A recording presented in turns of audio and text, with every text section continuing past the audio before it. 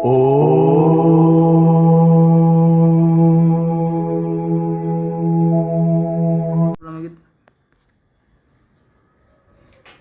ओम मित्राणि नमो नमः।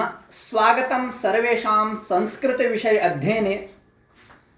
मित्रों, स्वागत है आप सभी का संस्कृत विषय अध्ययन पर। मैं हूं सतीश। मित्रों, हम छंद पढ़ रहे हैं वर्तमान में। छंद से संबंधित आज हम दूसरा पाठ पढ़ रहे हैं। मित्रों, इससे पूर्व कल वाले भाग में हमने छंदों का सामान्य परिचय, गण व्यवस्था इत्यादि को जाना। आज हम अब छंद के जो दो भेद किए गए थे, वृत्त और जाति। वृत्त और जाति। वृत्त को वार्णिक छंद कहा गया था और जाति को मात्रिक छंद कहा गया था। अब हम सर्वप्रथम वृत्त का जो वर्णन है, वृत्त का विवेचन अगले पाठ से आरंभ करेंगे। आज हम जाति का विवेचन कर रहे हैं, अर्थात जाति जो दूसरा भेद है, उस जाति का अर्थात मात्रिक छंद का जो भेद है वो है आर्या। वैसे तो हिंदी में भी संस्कृत में भी कई मात्रिक छंद हैं, लेकिन प्रचलित रूप से जो मात्रिक छंद है, उन मात्रिक छंदों में सबसे अधिक प्रयोग किया गया यह आर्या छंद है। किस छंद का भेद है यह? मात्रिक छंद का। मात्रिक छंद को दूसरा नाम क्या कहा गया है? जाति। और वार्णिक जो वृत्त है उसका हम अगले भाग से उसका अध्ययन आरंभ करेंगे। उसमें अनुष्टुप इत्यादि जितने भी प्रचलित छंद हैं वो सब आते हैं वार्णिक छंद में। अब ये जाति चल रहा है, मात्रिक छंद चल रहा है, जिसमें मात्राओं के द्वारा हम छंद का ज्ञान करते हैं, तो वह है आर्या। तो आर्या छंद को हम जानेंगे आज अच्छी प्रकार से।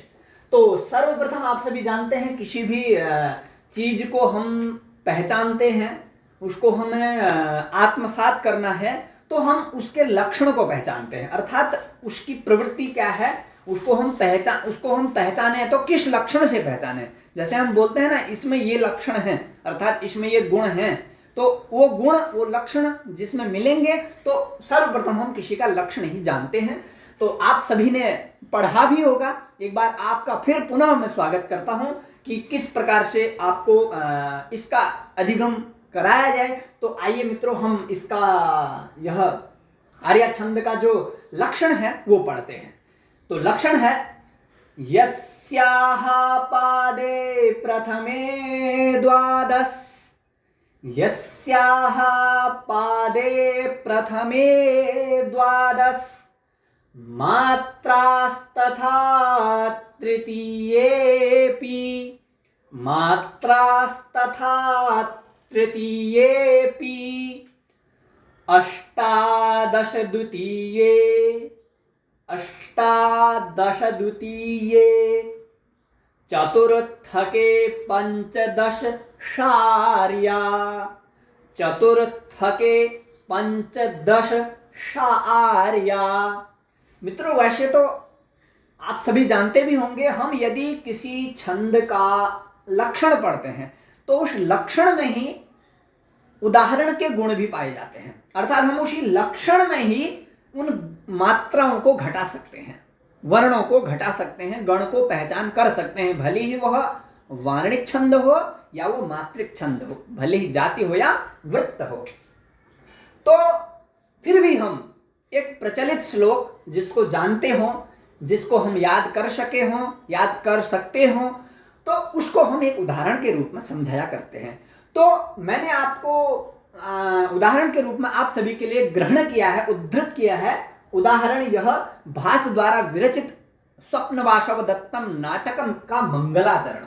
वैसे तो अधिकतर लोग उदाहरण में प्रसिद्ध ग्रंथों के प्रसिद्ध कवियों के उदाहरणों को प्रयोग करते हैं। जैसे अभिज्ञान शाकुंतलम के श्लोकों को लेते हैं। जैसे मैं सोच रहा था कि पहले सांख्य कारिका के पहले श्लोक को ले लूं, वो तो पूरे 72 की 72 कारिकाएं आर्या में ही लिखी गई हैं। तो फिर भी मैंने सोचा स्वप्न वासव दत्तम लगभग सबने पढ़ी होगी, और यदि अन्य श्लोक याद नहीं भी होंगी तो मंगलाचरण तो याद होगा ही। तो इसलिए इस मंगलाचरण में भली भांति आपको मैं इस छंद को घटाऊंगा। पहले सर्वप्रथम हम इस लक्षण का अर्थ जान लेते हैं। तो यह क्या कह रहा है? आपको मैंने बताया था दीर्घ क्या होता है और ह्रस्व क्या होता है, लघु क्या होता है, गुरु क्या होता है, कल बताया था कि यदि कहीं गुरु वर्ण है अर्थात बड़ा है तो उसके लिए एस का प्रयोग करेंगे, और यदि कहीं लघु है छोटा तो आई का प्रयोग करेंगे। यह संकेतक है। इन संकेतिक शब्दों से हम जान सकेंगे कि एक बार मैं आपके लिए यहां पर ऊपर लिख देता हूं, आपको समझने में आसानी होगी। तो गुरु, गुरु का संकेत अर्थ यह है, सांकेतिक शब्द यह है, और जो लघु का सांकेतिक शब्द है, सांकेतिक वर्ण है, वो है ये। इससे हम लघु का ज्ञान करते हैं और इससे गुरु का ज्ञान करते हैं। तो अब हम इसमें जानते हैं ये क्या कह रहा है। वैसे तो लघु गुरु की इसमें आवश्यकता नहीं है, लेकिन अक्षर बड़ा है या छोटा है उसके लिए हमें जानना ही पड़ता है। तो लक्षण क्या है मित्रों, कह रहे हैं कि यस्याः पादे प्रथमे द्वादश। अन्वय कैसे बैठेगा कि यस्याः, यस्याः जातेः अर्थात यस्याः आर्यायाः, जिस आर्या के, जिस जाति के प्रथमे पादे द्वादश मात्राः। क्या होगा, जिस यस्याः, जिस आर्य, यस्याः कस्याः, यस्याः आर्यायाः, षष्ठी का प्रयोग है, जिस आर्या के प्रथमे पादे, प्रथम पाद में, सप्तमी, प्रथमे पादे, पहले पाद में, आप सभी जानते होंगे प्रति श्लोक में 4 पाद होते हैं, इसलिए उसको पद्य भी कहा जाता है। तो यस्याः प्रथमे पादे द्वादश मात्राः भवन्ति, भवन्ति का अनुवर्तन कर लेंगे। क्या कहा, जिस आर्या के, जिस छंद के, जिस जाति के प्रथम पाद में 12 मात्राएं होती हैं, मात्राः, ठीक है, द्वादश मात्राः। और तथा तृतीयेपि, तथा यानी कि उसी प्रकार, जिस प्रकार प्रथम पाद में थी, तथैव तृतीये अपि पादे मात्राः भवन्ति, उसी प्रकार से 12 मात्राएं जिस प्रकार से प्रथमे पादे कहा, तद्वदेव द्वितीय तृतीय पादेपि, तीसरे पाद में भी तथा वैसे ही मात्रा होती है, अर्थात वैसे ही कितनी 12 मात्राएं होती हैं। तो पहले और तीसरे पाद का हमें ज्ञान हो गया, पहले में भी 12 मात्राएं होती हैं और तीसरे में भी 12 मात्राएं होती हैं, ठीक हो गया। फिर उसके बाद बोलते हैं अष्टादश द्वितीये। अब द्वितीय मात्रायाम अर्थात जो दूसरी मात्रा है, अर्थात दूसरा जो पाद है, उस दूसरे पाद में कितने, अष्टादश। दूसरा पाद जो होगा, ये दूसरा पाद जैसे इस लक्षण का है और जैसे उदाहरण का दूसरा पाद यह है, तो उसमें अष्टादश, अष्टादश यानी कि 18 मात्राएं होंगी। और चतुर्थ के पंचदश, चतुर्थ के पंचदश कहने का मतलब है चतुर्थ के अर्थात चतुर्थे पादे, चतुर्थ जो पाद है, अंतिम जो पाद है, तस्मिन पादे, उस पाद में पंचदश यानी कि 15 मात्राएं होती हैं, जिसमें सा आर्या, वह आर्या कहलाता है।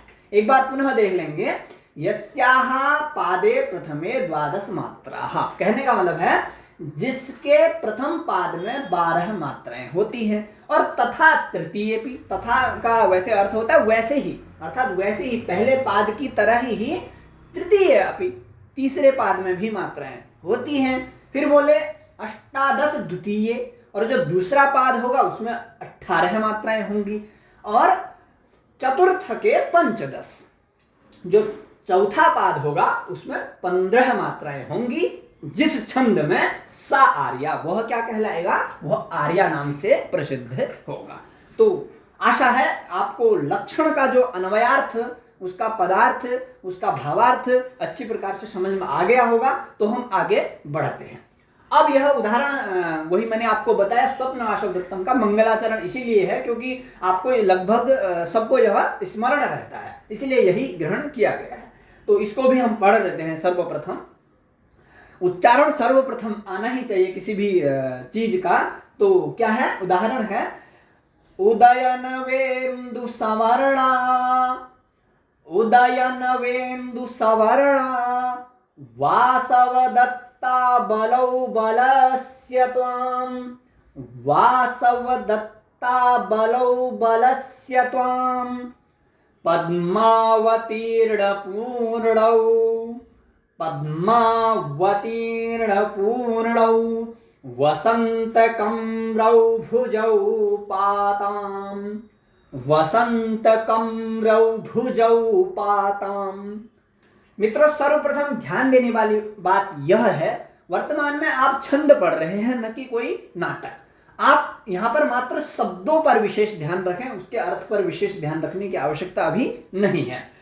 शब्दों को गिने, शब्दों को हम इस लक्षण के अनुसार कैसे उसमें घटा सकते हैं, कैसे विभाजित कर सकते हैं, कैसे इस लक्षण में इसमें जो गुण बताए उन गुणों को हम इस उदाहरण में कैसे बताएंगे, तो वह उस पर हमें विशेष रूप से ध्यान देना चाहिए। तो अब आपको लघु गुरु का ज्ञान है ही। गुरु के लिए इस तरह सांकेतिक शब्द है और लघु के लिए इस प्रकार सांकेतिक शब्द है। वैसे यहाँ आवश्यकता तो है नहीं, फिर भी अक्षर बड़ा है या छोटा है उसके लिए आवश्यकता पड़ती है। तो अब हम प्रथम पाद से आरंभ करते हैं कि यस्याः पादे प्रथमे द्वादश मात्राः। कहा कि पहले पाद में द्वादश मात्राएं होती है, तो कैसे वो जानेंगे। तो अब हम गणना करेंगे। क्या है? उदयन वेन्दु सवर्णा, यहां तक सवर्णा तक प्रथम पाद है। सवर्णा तक पहला पाद है ना, यही तक है। सवर्णा तक प्रथम पाद है। सर्वप्रथम आपके लिए सरलता कर ली जाती है, इधर के ही वर्णों को आप प्रथम पाद मान करके द्वादश मात्राएं गिने। तो कैसे हैं द्वादश मात्राएं, आइए गिनते हैं। आप सभी जानते होंगे, कल बताया गया था, यदि संयुक्त वर्ण हो तो उससे पूर्व वाला दीर्घ गुरु माना जाता है, पहली बात। और दूसरी, अनुस्वार वाला भी गुरु माना जाता है, विसर्ग वाला भी गुरु माना जाता है। कोई अंत्यम में यदि आवश्यकता हो तो वो भी गुरु माना जाता है। और यदि ह्रस्व वर्ण हो तो उसकी एक मात्रा गिनी जाएगी, और यदि दीर्घ वर्ण हो, आकार इत्यादि की मात्रा जिसमें लगी हो, वो दो गिने जाएंगे। एक नहीं, उसका दुगुना उसको हम गणना में प्रयोग करेंगे। तो इसी प्रकार, इसी नियमानुसार हम चलते हैं। तो क्या है? द्वादश मात्राएं। तो सर्वप्रथम द्वादश मात्राएं घटाएंगे हम। एक, इसमें एक मात्रा है, फिर दो में एक मात्रा है, यो में भी एक मात्रा है, और नौ में भी एक मात्रा है, क्योंकि यहां कोई संयोग, अनुस्वार, विसर्ग इत्यादि और कोई मात्रा इत्यादि नहीं है। अब आ जाता है वेन्दु। उदयन तक तो तीनों ह्रस्व थे, सही है। और वेन्दु, अब वेन्दु कैसे हो गया?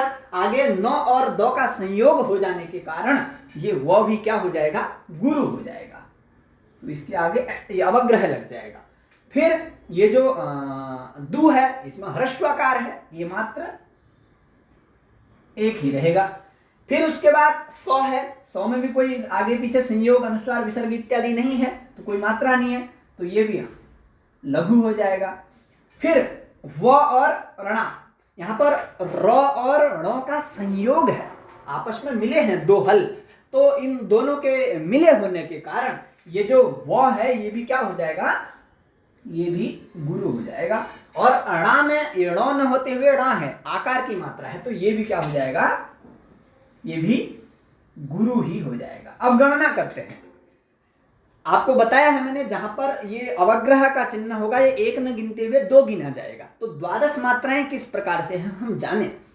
1 2 3 4 5 6, इसको दो गिनेंगे। 6 7 8 9 10 11 12, इस प्रकार से 12 मात्राएं हैं। एक बार पुनः गिन लेते हैं। क्या है? 1 2 3 4 5 6 7 8 9 10 11 12 है। तो प्रथम पाद में 12 मात्राएं हमें प्राप्त हो गई। इस प्रकार से आप एक श्लोक में इतनी मेहनत इसलिए की जा रही ताकि आगे के पद्यों में आप स्वयं भी घटा सकते हैं। अब बोले दूसरा पाद आ गया, तो दूसरे पाद में क्या बोला? अष्टादश द्वितीय।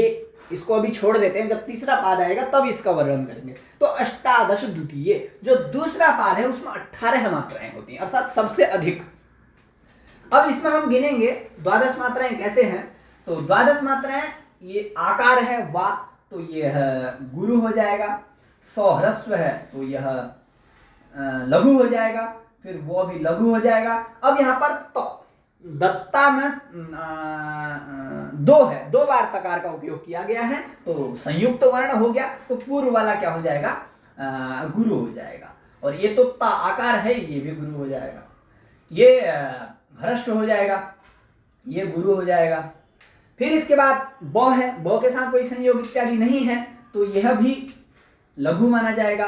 अब आगे स, दंत सकार और यकार का यहाँ पर संयोग है, संयुक्त वर्ण है, तो इससे पूर्व वाला जो ल है, ये ल भी क्या हो जाएगा, गुरु हो जाएगा।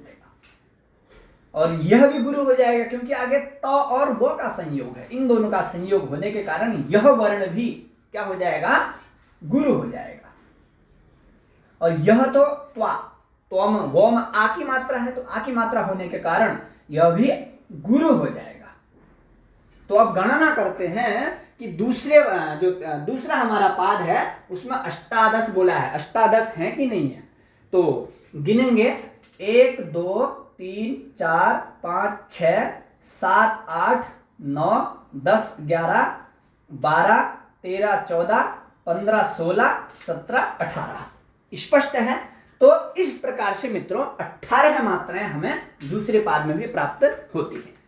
अब तथा तृतीय भी बोला, तीसरा पाद जो है, उस तीसरे पाद में भी 12 मात्राएं ही होती हैं, जैसे प्रथम पाद में थी। इसी के समक्ष, इसी के नीचे है यह, तो इसमें भी हम 12 मात्राओं का पाद बनाएंगे। तो 12 यहाँ पर पद, यहाँ देखिए ना, पूर्णौ, यहाँ पर पद्मावतीर्ण पूर्णौ तक ही हमारा, जिस प्रकार सवर्णा तक यहाँ पर प्रथम पाद हो रहा था, उसी प्रकार पूर्णौ तक द्वितीय पाद हमारा हो रहा है। वैसे भी हम गणना के अनुसार लगा सकेंगे। तो पहला वर्ण हमारा गुरु हो जाएगा, क्योंकि यहाँ पर द और मो का संयोग है, तो इसलिए दोनों क्या हो जाएंगे, गुरु हो जाएंगे। ये प भी गुरु हो जाएगा, और यहाँ मो में आकार है, तो इसे भी गुरु होना ही होना है, तो यह भी गुरु है। फिर वो, ये वो अकेला है, ये लघु हो जाएगा। और तो में बड़ी ई की मात्रा है, वैसे भी गुरु होना है। और आगे ण और र का संयोग, ण और र का रेफ का संयोग है, तो भी इसको गुरु ही होना है। और ण अकेला है, इसका यह लघु हो जाएगा। और पू, वैसे भी उकार दीर्घ है, तो गुरु होना है, वैसे भी र और ण का संयोग होने के कारण भी इसको गुरु होना है, तो यह दोनों गुरु हो जाएंगे। इसमें ये औ की मात्रा है, दीर्घ में कल इसकी गिनती की गई थी, तो यह भी दीर्घ हो जाएगा। तो द्वादश हुई कि नहीं गिना जाएगा, 1 2 3 4 5 6 7 8 9 10 11 12। तो मित्रों इस प्रकार से इसमें भी हमारी 12 मात्राएं हैं, और प्रथम में भी 12 हैं, और तृतीय में 18 मात्राएं हैं। तो अब हमारा अंतिम पाद बच जाता है। अंतिम पाद में बोला था चतुर्थ के पंचदश, सबसे अलग है। तो मित्रों आपको लक्षण के अनुसार ज्ञात हो रहा है कि ये विषम छंद है, क्योंकि सारे लगभग 1-2 पाद आपस में मिल रहे हैं, और अन्य पादों की विभिन्नता है, भिन्नता है, आपस में पृथकता है, मिल नहीं रहे, तो विषम छंद कहलाएगा। तो अब हम ये जो चौथा पाद है, चौथे पाद में मिलाएंगे चतुर्थ के पंचदश। चौथे पाद में कितने बताए, पंचदश, 15 मात्रा है। तो इसकी गणना करेंगे। सर्वप्रथम जो वो है वो लघु हो जाएगा। फिर 9 और 100 का संयोग होने के कारण ये जो सकार है ये गुरु हो जाएगा, और तकार जो है लघु हो जाएगा। क, जो क है, ककार है, ये र और मो के संयोग होने के कारण ये गुरु हो जाएगा। और औ की मात्रा है, तो यह गुरु हो जाएगा। और भ में छोटा ऊ की मात्रा है, अर्थात लघु है, तो यह हो जाएगा लघु हो जाएगा। और इसमें ज में औ की मात्रा है, तो यह गुरु हो जाएगा। अब प में आ की मात्रा है, यह भी गुरु है। और ता में भी आ की मात्रा है, तो यह भी गुरु हो जाएगा। और जो म है, मो अनुस्वार से इसका अनुस्वार हो जाएगा। अंतिम में कोई पद नहीं है, फिर भी ये इसी के अंतर्गत गिना जाएगा, जिस प्रकार यहाँ पर गिना गया था। तो अब गिनते हैं पंचदश मात्राएं चौथे पाद में कैसे। तो 1 2 3 4 5 6 7 8 9 10 11 12 13 14 15। तो इस प्रकार मित्रों हमारा जो ये चतुर्थ पाद है इस छंद का, तो इसमें भी 15 वर्ण है। तो मित्रों सर्वप्रथम मुख्य बात यही हमें ध्यान में रखनी है कि हमने जब गणना करी तो दीर्घ को दीर्घ ही पढ़ना है। अगर हम इसको एक पढ़ सकते हैं, एक पढ़ लेंगे तो इसमें बहुत कठिनाई हो जाती है। तो परीक्षाओं में तो इसी प्रकार पूछा जाएगा, वहां पर प्रसिद्ध श्लोक नहीं दिया जाएगा, वो कोई भी श्लोक दे सकते हैं और उस श्लोक में हमें स्वयमेव ही इस लक्षण को घटाना होगा, तब वहां पर उसमें कौन सा छंद है यह बताना है, क्योंकि इसमें तो प्रायः कोई वैसे प्रचलित लय भी नहीं है। तो इस प्रकार से मित्रों आप अच्छी प्रकार से, यदि आपको समझ में नहीं आता तो पुनः वीडियो देखें और लाभ लें। तो इस प्रकार से इस आर्या छंद को हमने पढ़ाया, तो आशा है आप सभी को समझ में आया होगा। अगले वीडियो में अग्रिम छंद को लेकर के आप सभी के सामने उपस्थित होता हूं। धन्यवादाः। नमः संस्कृताय।